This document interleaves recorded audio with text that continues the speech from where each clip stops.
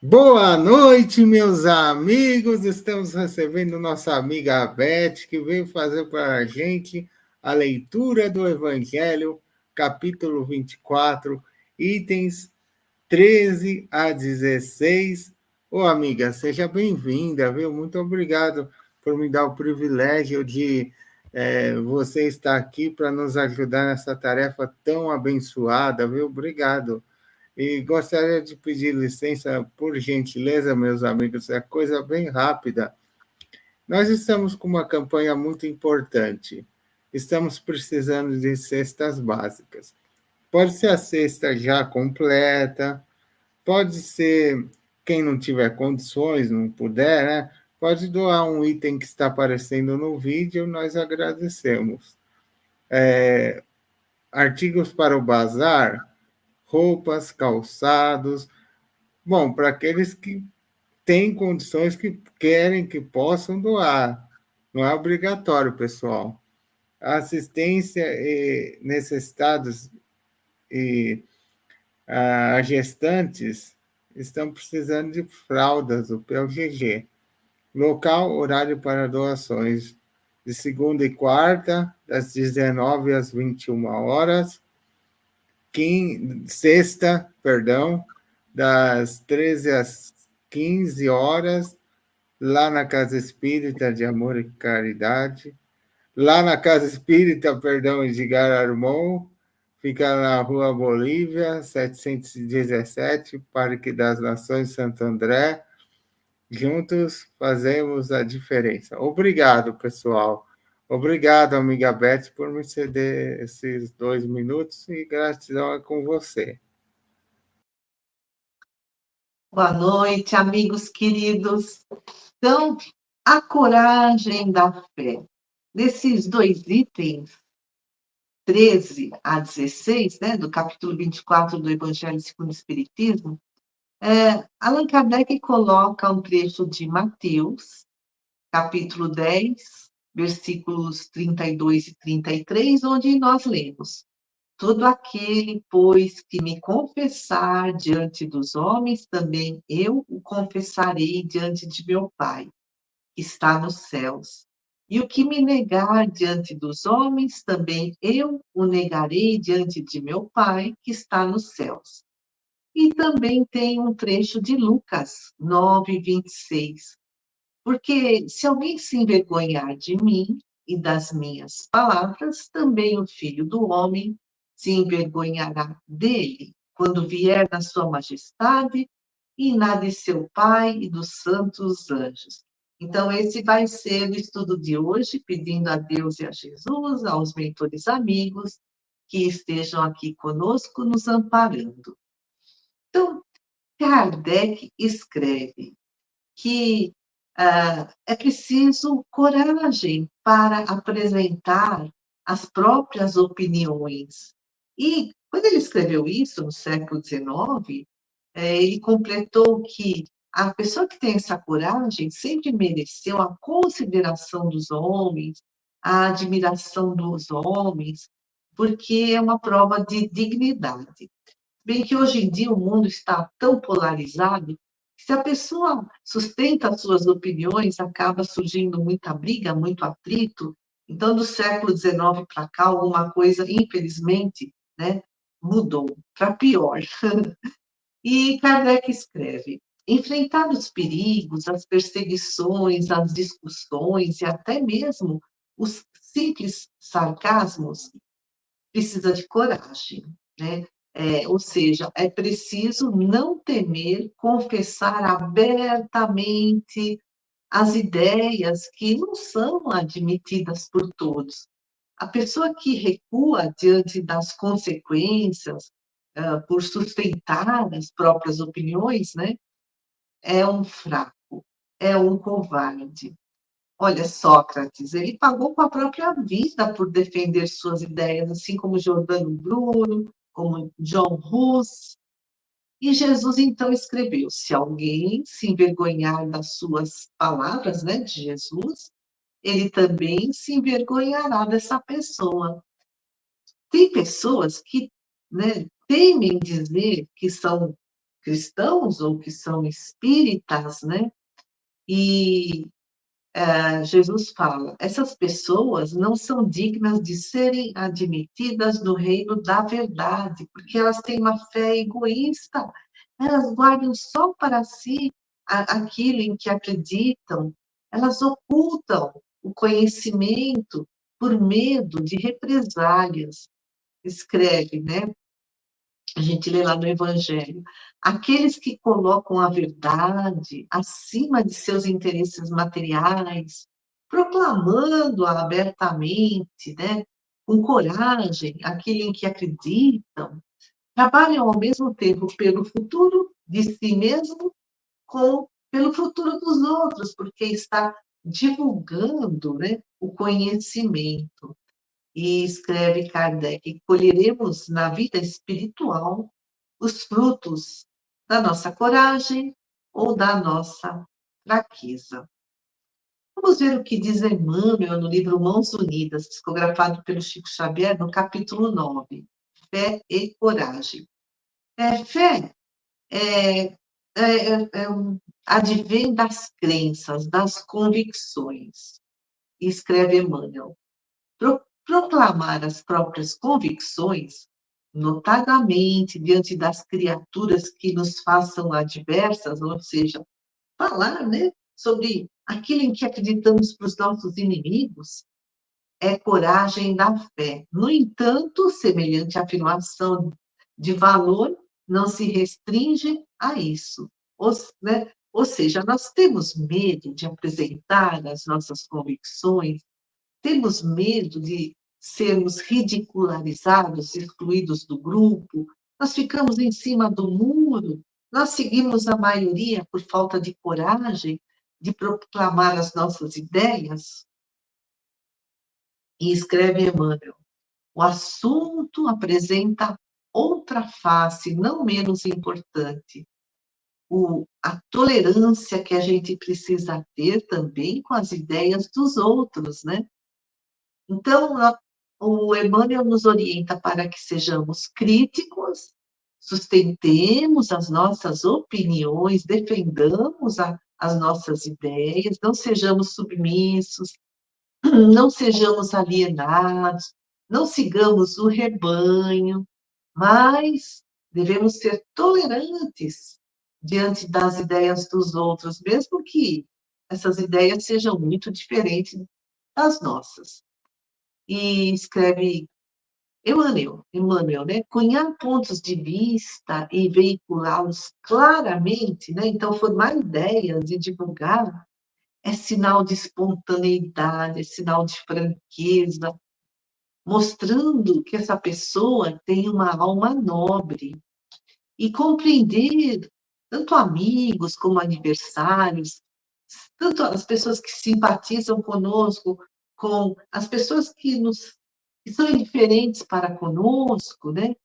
Estendendo-lhes paz e fraternidade, é característica da pessoa que já conquistou, né, a virtude da paciência, da bondade, e indica que ela é uma alma heróica. É difícil ser alma heróica, porque nós não temos suficiente elevação moral. Muitas vezes nós ficamos indignados diante de alguma justiça, mas não temos coragem de partir para a ação. E continua Emmanuel, demonstra a própria fé perante todos aqueles que te compartilham a estrada. Então, a gente tem que mostrar para os outros, né, a nossa fé. Olha, a minha fé nessa ideia, a minha fé nessa convicção, a minha fé na existência de Deus, né? Fé significa fidelidade. Ele fala para a gente demonstrar as nossas ideias, né? Perante todos aqueles que estão aí conosco na nossa estrada, né, evolutiva, mas não vamos deixar de amá-los, de servi-los, né? Mesmo que eles pensem diferente de nós. E aí ele fala que, às vezes, né, nós temos ao nosso lado companheiros leais, mas às vezes surgem companheiros difíceis, né?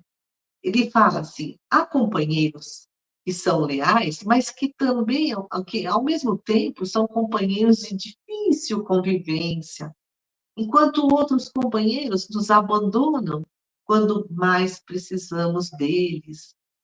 Esse de quem esperava testemunhos de amor e bravura nas horas graves, foi o primeiro que te deixou a sós, né? Nos abandonou nos momentos de crise.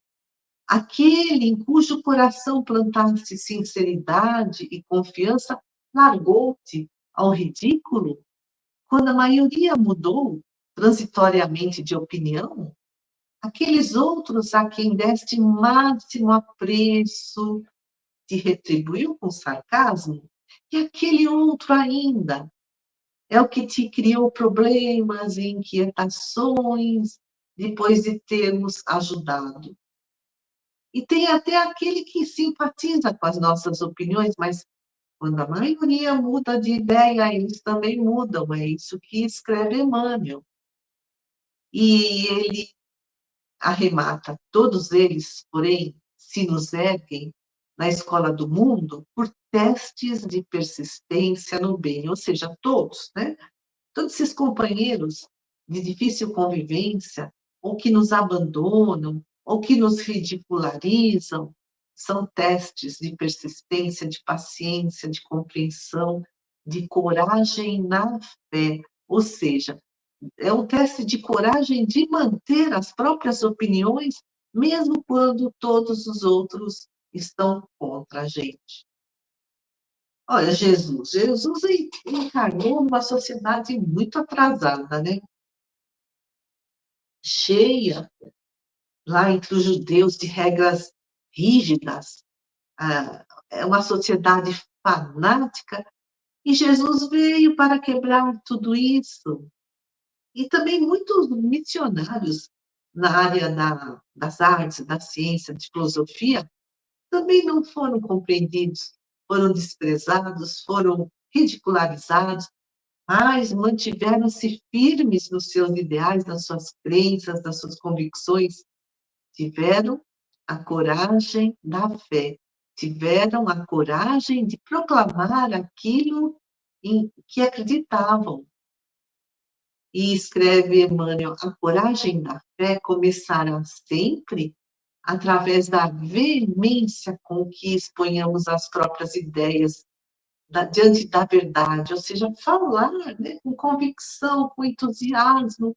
Entretanto, só se realizará em nós e por nós essa coragem de fé, da fé, né, quando tivermos, né, primeiramente, a, a virtude de compreender todos os homens, ainda mesmo os nossos mais ferrenhos perseguidores, como nossos verdadeiros irmãos e filhos de Deus. E aí, como está a nossa fé? Fé é convicção, por exemplo, a certeza da existência de Deus, a certeza de que há forças dentro de nós. Então, fé é crença, é confiança. E ainda Emmanuel, no livro Pensamento e Vida, Chico Xavier psicografou, no capítulo 6, chamado Fé, e ensina que a fé é uma força que nasce conosco, é uma certeza instintiva na sabedoria de Deus, é uma força instintiva, vem lá do inconsciente. E a fé é construída através das muitas vidas que vamos tendo, né? Mas há indivíduos que, por exemplo, não têm fé na existência do espírito ou na existência de Deus. E os espíritos, lá no Evangelho segundo o Espiritismo, nos ensinam que há 4 motivos para essa descrença. Primeiro, a indiferença. São pessoas que ainda estão adormecidas quanto ao espiritual, ainda são muito atraídas pelo material. Segundo motivo é o medo, a preguiça de mudar as próprias crenças. O filósofo do século XIX, XX, Friedrich Nietzsche, escreveu: às vezes, as pessoas não querem ouvir a verdade porque não desejam que as suas ilusões sejam destruídas. Então, é uma construção de crenças que é milenar e que segue nesta vida, né, desde a infância. Então, por exemplo, uma informação que se choca com aquilo que acreditamos. Aquilo que acreditamos é uma construção de ideias de muitas encarnações. E aí vem uma informação nova que não bate com toda essa construção que são as nossas crenças. E aí é preciso desfazer essa construção anterior. Tipo, por exemplo, a gente pega várias pecinhas de Lego, vai encaixando e constrói alguma coisa, uma casinha, um barco, um castelo, constrói alguma coisa. Aí vem uma peça nova que não encaixa em lugar nenhum e a gente tem que desfazer tudo para encaixar essa peça nova. Então, dá trabalho, né, a gente mudar as crenças. Isso amedronta, dá preguiça. Terceiro motivo pelo qual as pessoas são, né, descrentes é o orgulho. Então, a pessoa não admite que haja um poder superior a ela. Quarto motivo são os dogmas que são impostos, né? Inquestionáveis, impostos pela igreja. E aí vem as descobertas da ciência que vão contra esses dogmas. E se a gente acreditar cegamente no que nos falam, nós estamos abdicando de duas faculdades preciosas, o raciocínio e o livre-arbítrio. Erich Fromm, psicólogo, sociólogo alemão do século XX, escreveu: os homens que não suplantaram a fase infantil, emocionalmente falando, psicologicamente falando, né, ainda são imaturos, obedecem sem questionamento, aceitam esses dogmas. Eles têm uma fé cega, né? Cheia de dogmas religiosos, acreditam num Deus punitivo que vigia, que fica lisonjeado com os louvores, que fica encolerizado com a desobediência dos filhos, enquanto outros já nascem com uma fé, ela é inata, né? É de nascença, vamos dizer assim. Então, é uma fé mais desenvolvida que já vem sendo construída desde encarnações anteriores. Outros, né, têm ainda uma fé que não foi ainda trabalhada, construída nas muitas existências que já teve, e precisam construir nessa e nas próximas, né, a sua fé. As pessoas intuitivas, né, que têm intuição, insights, elas são mais religiosas, têm mais fé, enquanto que as pessoas reflexivas, né, as pessoas racionais, né, que usam mais o pensamento, elas são menos religiosas. Então, a intuição são ideias que brotam, né, do próprio ser, assim, tchum, de um relance. Essas pessoas captam o conhecimento da essência das coisas, como um véu que se levanta. Muitos profetas, médiuns, são intuitivos, eles trazem revelações lá do plano espiritual, né? Ou então das próprias experiências de suas encarnações passadas, que estão armazenadas lá no seu inconsciente.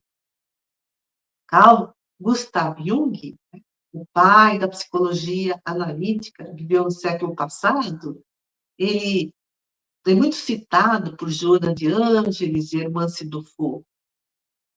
Escreveu: cada um de nós tem a sabedoria e o conhecimento que necessita em seu próprio interior. E é daí, né, que vem a intuição, que também precisa ser desenvolvida em nós. As pessoas reflexivas, que usam o raciocínio, elas ainda não desenvolveram a intuição. Usam a razão, a lógica, para a obtenção do conhecimento, fazem análises, raciocinam, mas são caminhos mais longos, enquanto que a intuição é esse conhecimento instantâneo. E qual o tipo da nossa fé? Lá no Evangelho segundo o Espiritismo, no capítulo 19, a fé que transporta montanhas, itens 6 e 7, nós lemos sobre a fé religiosa, que é condição da fé inabalável. Então, fé religiosa é acreditar no que ensinam as diferentes religiões. Tem a fé raciocinada e tem a fé cega. A fé cega aceita tudo que dizem, tudo que ensinam, sem um exame crítico, aceita, né, a verdade e a falsidade, né, indiscriminadamente, não sabe distinguir um do outro. Mas, mais cedo ou mais tarde, vem alguma coisa, uma descoberta da ciência, uma nova informação que se choca com a crença dessas pessoas. Atos, né? Por exemplo, né? O geocentrismo, o heliocentrismo, né? Que se chocaram com as ideias da Bíblia na Idade Média. Muitos acreditam que Adão e Eva existiram de fato como primeiros seres humanos criados por Deus, mas aí vem a paleontologia e comprova que não houve um primeiro ser humano já pronto assim, né? E o processo evolutivo leva milhões de anos, desde lá dos antropóides até chegar no Homo sapiens. E a fé cega, levada ao excesso, leva ao fanatismo. E quando a fé se firma no erro, cedo ou tarde desmorona. Abraham Lincoln, presidente, né, dos Estados Unidos, lá no século XIX, escreveu: você pode enganar algumas pessoas o tempo todo, e todas as pessoas algumas vezes, mas não se pode enganar todas as pessoas o tempo todo. Ou seja, um dia a verdade vem à tona e a fé cega desmorona. Elliot Aronson, psicólogo social americano, ele também explica isso. Às vezes a verdade está soterrada sob uma avalanche de propaganda, mas a verdade tem poder de permanência. Um dia, ela está lá escondidinha, um dia vem à tona. E aí esse conhecimento vai nos libertar das técnicas de manipulação, do autoritarismo. E, voltando ao Evangelho segundo o Espiritismo, a fé não se prescreve, tipo assim, uma receita, né, um medicamento. A fé não se impõe, mas se adquire. Então, como adquirir a fé? Né? Observando um grande número de provas ao nosso redor, por exemplo, as provas da existência de Deus, da providência divina, mas há pessoas que não veem essas evidências ou se recusam a vê-las, por quê? Aí a gente retoma o que nos ensinaram os benfeitores espirituais no Evangelho segundo o Espiritismo, né? Pode ser indiferença às coisas do espírito, a pessoa está muito focada nas coisas materiais, pode ser um medo de ter que mudar suas crenças, seus hábitos, né? Destruir aquela casinha de Lego para encaixar uma peça nova, construir uma nova casinha, né? E a maioria é por orgulho, a pessoa se recusa reconhecer que há um ser superior. Algumas pessoas já nascem com fé, basta assim uma faísca para desenvolver. Então, essa facilidade para assimilar as verdades espíritas é sinal evidente de progresso anterior, escrevem os espíritos. Por exemplo, Bezerra de Menezes, ele esteve encarnado no século XIX. Aí ele ganhou um exemplar do Livro dos Espíritos que ele lia no bonde, no seu trajeto para o trabalho. Mas à medida que ele lia, tudo parecia tão familiar, e ele chegou a dizer que ele era espírita antes de encarnar. Quanto outras pessoas, né? Para elas é difícil ter fé. Então, é como escreve lá no Evangelho segundo o Espiritismo, os benfeitores, né? Essas pessoas que têm dificuldade em desenvolver a fé, elas têm ainda um certo atraso. É um sinal evidente de uma natureza em atraso, um atraso espiritual. E as pessoas que já nascem com fé já creram em vidas passadas, já compreenderam, e trazem ao renascer a intuição do que sabiam, enquanto que as pessoas que não têm fé têm tudo para aprender. Sua educação está por fazer, mas ela se fará. E se não puder terminar nesta existência, terminará numa outra. E escrevem os espíritos, a resistência do incrédulo, né, também depende da maneira como lhe apresentaram as coisas, né? Então, sabe, trazem aquelas historinhas fantasiosas e a pessoa não acredita, então a fé necessita de uma base, né, de uma perfeita compreensão daquilo em que se deve crer, porque para crer não basta ver, mas é necessário compreender. Hoje, século XXI, né, essa fé cega que é imposta exige que a gente abdique, né, que a gente deixe de lado o nosso raciocínio, o nosso livre-arbítrio, e por isso que muitas pessoas acabam sendo incrédulas, enquanto que a fé raciocinada se apoia nos fatos, na lógica. Por isso, não deixa dúvidas. Cresce, né? As pessoas creem porque se tem a certeza. E só se está certo quando se compreendeu. Por isso que a fé raciocinada não se dobra, é inabalável. Uma famosa frase de Allan Kardec: só é inabalável a fé que pode enfrentar a razão face a face em todas as épocas da humanidade. E aí, como está a nossa fé? E como está a nossa coragem em sustentar as nossas opiniões, né? As nossas crenças? Então, elevemos o pensamento novamente ao mais alto, vibrando por todo o nosso mundo, nosso planeta lindo, e por todos os governantes, por todos os países, por todos os trabalhadores do bem, que as pessoas desenvolvam a coragem da fé de sustentar as suas opiniões, mas também de manterem-se tolerantes com as opiniões dos outros. Vibremos por aqueles que ainda estão perdidos nos seus caminhos. Vibremos por nós mesmos, pelo SEAC, todos os seus trabalhadores, encarnados e desencarnados. Vibremos pelos nossos familiares.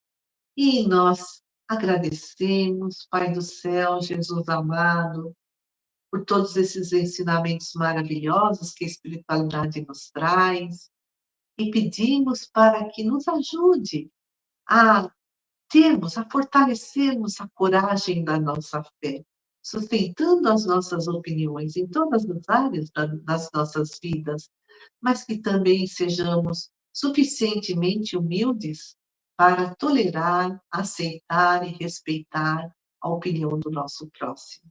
Amigos queridos, agradeço muito e até a próxima.